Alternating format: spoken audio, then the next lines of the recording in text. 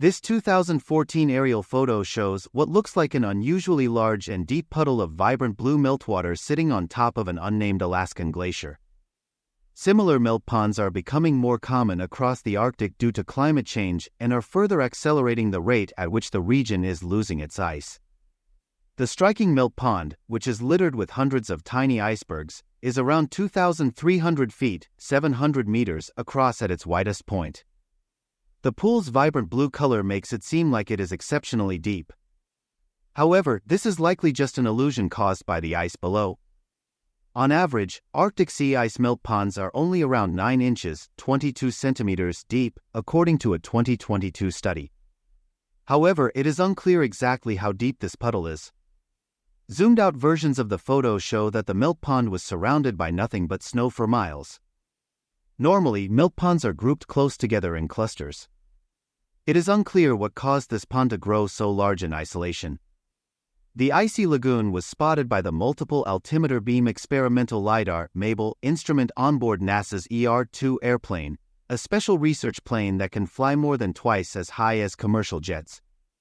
The aircraft was sweeping the area as part of a wider survey of Arctic melt ponds, and it captured hundreds of similar photos. But this pond was one of the largest observed, according to NASA's Earth Observatory. Melt ponds form in late spring and early summer as the ice thaws from the warmth and the resulting water pools in depressions within the ice. These features have always been present in the Arctic. However, they have become much more common in recent years due to the effects of human-caused climate change.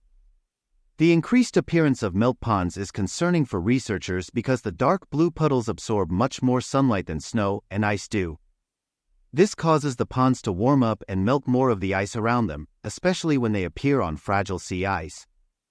This positive feedback loop could end up triggering a runaway effect in which the rate of melting exponentially increases.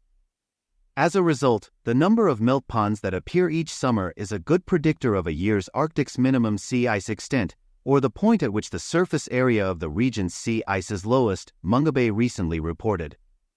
However, despite the importance of monitoring these melt ponds, some researchers say we still do not understand them enough to make such predictions. In a 2023 review article, experts wrote that limited observations of melt ponds are far from adequate, which is leading to a lack of spatial and temporal scale knowledge about when and where they form. This fosters uncertainty about their role in the climate crisis. However, this problem could be remedied by increasing the amount of aerial observations of the Arctic and using artificial intelligence to help comb through the data, the review authors argue.